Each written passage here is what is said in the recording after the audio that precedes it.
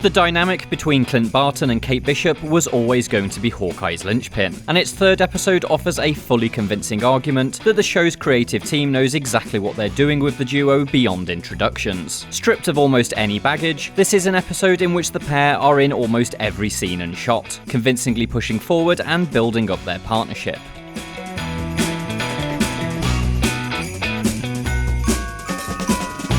Largely focused on Kate and Clint's feud with the tracksuit mafia, this episode treats us to an action sequence that makes Hawkeye seem genuinely, unironically cool. An indoor battle with goons showcases his archery skills in a much more deliberate fashion than any Avengers film ever has, with fantastic trick shots that get to be the headliner rather than a warm-up for Iron Man's repulsors or Thor's lightning strikes. This fight flows into a car chase, starting with a brilliant one-shot sequence that builds tension as Kate prepares to play shotgun, and concluding with an inspired use of PIM particles. Directors Burt and Bertie instantly proved themselves among the MCU's best action visionaries with this sequence, and it's no surprise that the chase and its use of fun special arrows was such a prominent part of Hawkeye's marketing. There are 4 arrows more dangerous than that one?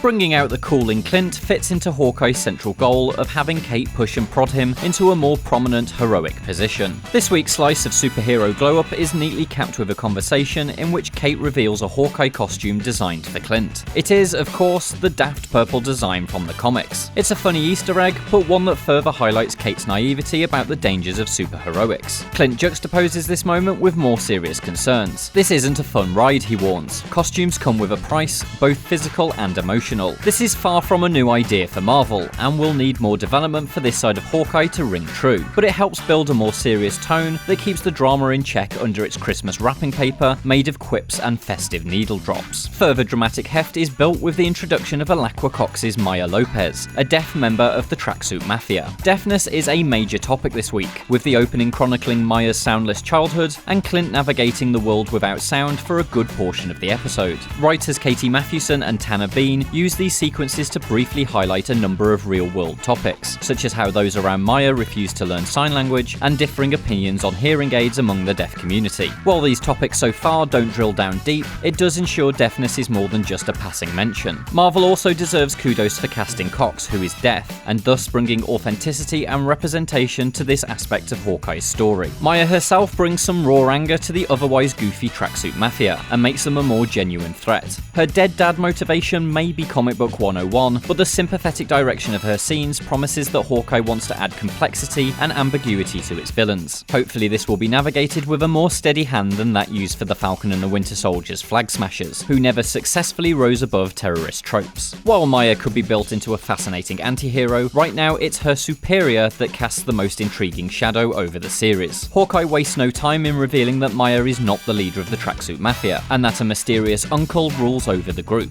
Quite who that uncle is remains to be seen, but internet rumours have certainly been flowing. Regardless, it's a storyline that seems destined to end in the reveal of another major Marvel villain. Such foreshadowing in an MCU project is never going to lead to an original character after all. Talking of comic book villains, very little time is dedicated to Jack and Kate's family murder mystery. That's a mercy, considering how dull it could be in the premiere, and its exclusion means Hawkeye's zippy tone is continuous throughout the whole episode. While the storyline does get its 5 minutes at the very end, having Jack pull out the Ronin sword on Clint instantly makes him a more interesting threat. If Jack knows about Clint's other superhero life, this secondary plot could neatly tie into Hawkeye's commentary on the dangers of costumes and the positives of being an invisible, boring Avenger.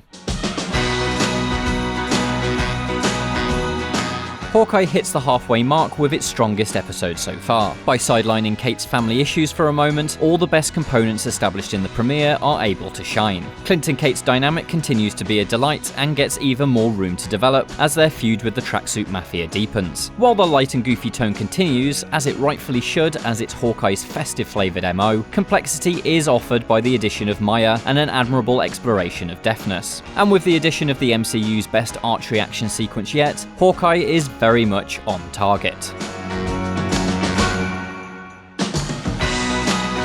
For more from Hawkeye and the MCU, check out this episode of Cannon Fodder. And for everything else, stick with IGN.